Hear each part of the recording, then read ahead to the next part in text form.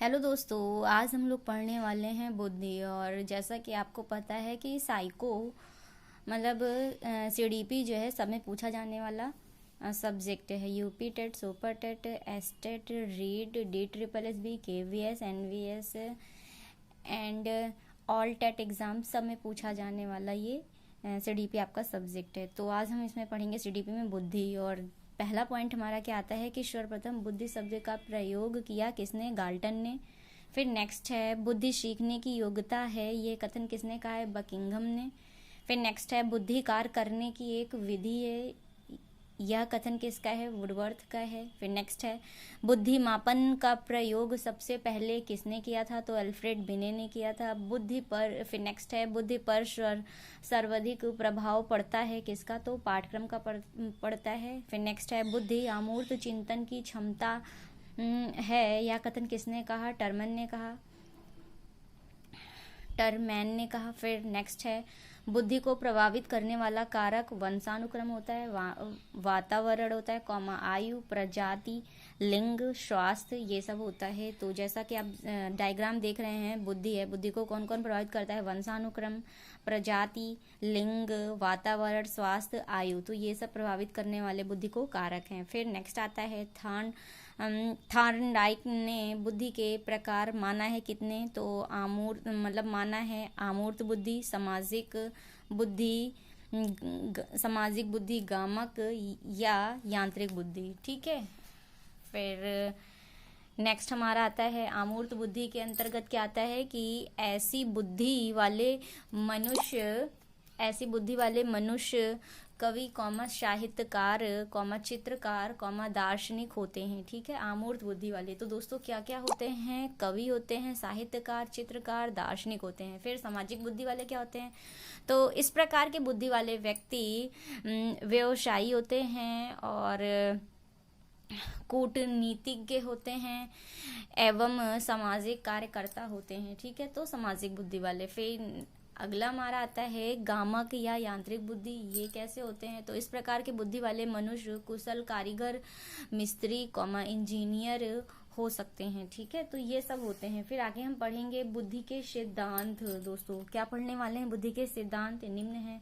तो एक साइड हमारा है बुद्धि के सिद्धांत और दूसरी साइड हमारा क्या है? प्रवर्तक। तो चलिए देख लेते हैं।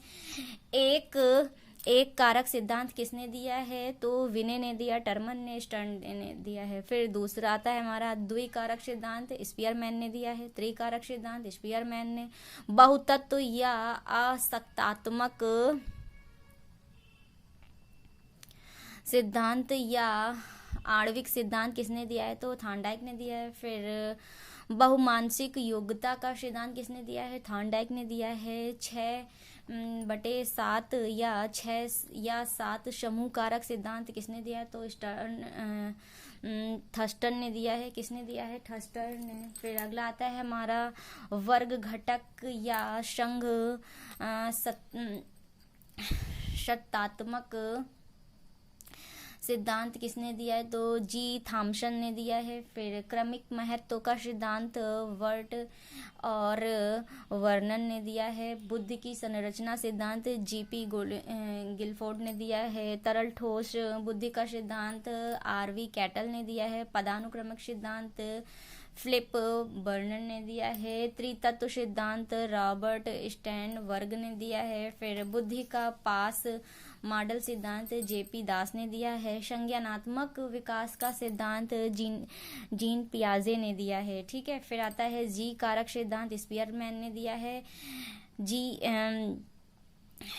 जीएस कारक सिद्धांत स्पीयरमैन ने दिया है। जीएस फैक्टर के प्रतिपादक कौन है? तो स्पीयरमैन है। ठीक है दोस्तों, फिर आइए हम पढ़ लेते हैं बुद्धि का द्विकारक सिद्धांत। जीएस फैक्टर क्या है? तो वो पढ़ लेते हैं।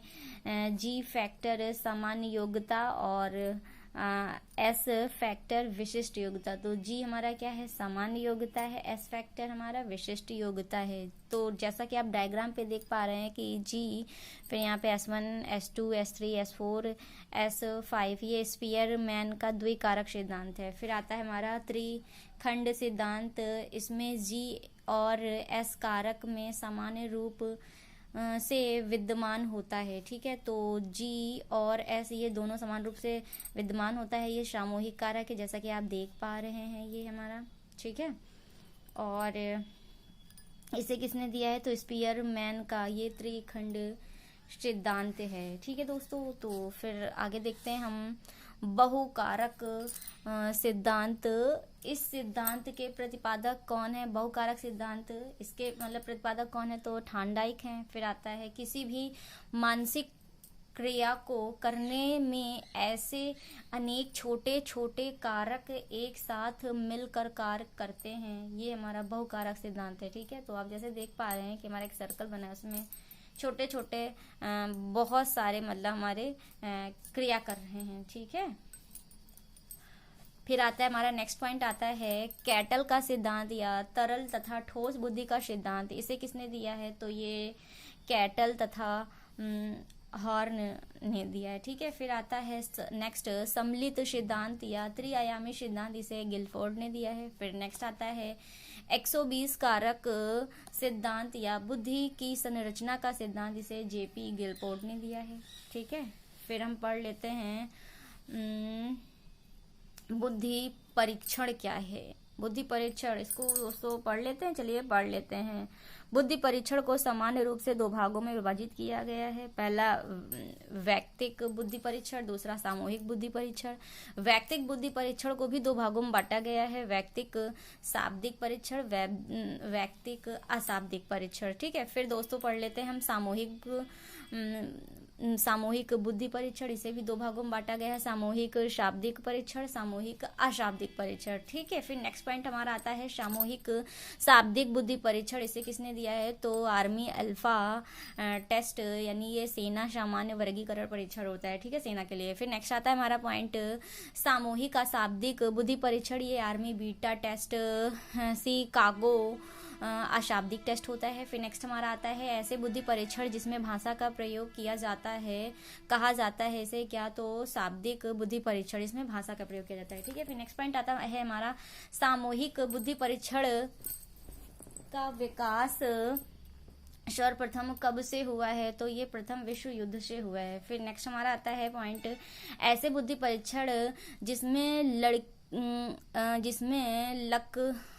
लकड़ी के गुटकों इत्यादि का प्रयोग करके बुद्धि परीक्षण किया जाता है, उसे किस नाम से जाना जाता है, तो अशाब्दिक परीक्षण या निष्पादन परीक्षण कहते हैं, ठीक है। भाषा वाला होगा हमारा शाब्दिक में और लकड़ी के गुटकों का ये अशाब्दिक में आता है, ठीक है। और फिर हम देख लेते हैं आईक्यू मतलब बुद्धि परीक्षण का वर्गीकरण, तो इसे मतलब किसने दिया है, तो ये मतलब इसे किसके द्वारा किया गया है ये देख लेते हैं। बिने एवं स्टैनफोर्ड परीक्षण के अनुसार देखिए, तो बुद्धि लब्धि वर्ग एक साइड और दूसरी साइड है हमारा है बुद्धि वर्ग। तो 140 से अधिक ये हमारा प्रतिभाशाली होंगे, मतलब 140 से अधिक जिसकी बुद्धि लब्धि होगी वो प्रतिभाशाली होगा। फिर 120 से 140 तक ये प्रखर बुद्धि होंगी और 110 से 120 तक ये उत्कृष्ट बुद्धि वाले होंगे बालक। और फिर आता है हमारा 90 से 110 ये सामान्य बुद्धि वाले बालक होंगे। 80 से 90 तक की बुद्धि ये मानसिक बुद्धि वाले बालक होंगे। 70 से 80 तक के बालक निर्बल बुद्धि वाले होंगे। और फिर 50 से 70 बुद्धि वाले बालक मूर्ख होंगे और 25 से 50 तक की बुद्धि वाले बालक मूढ़ होंगे और 25 से नीचे वाले बुद्धि वाले बालक हमारे जड़ बुद्धि वाले बालक होंगे। तो दोस्तों आज की क्लास यहीं तक, आगे हम पढ़ेंगे नेक्स्ट डे। और आपको क्लास पसंद आई हो तो प्लीज़ लाइक करें, सब्सक्राइब करें और चैनल को ज़्यादा से ज़्यादा सपोर्ट करें और शेयर करें। थैंक यू दोस्तों, मिस्टेक हुआ तो उसके लिए सॉरी।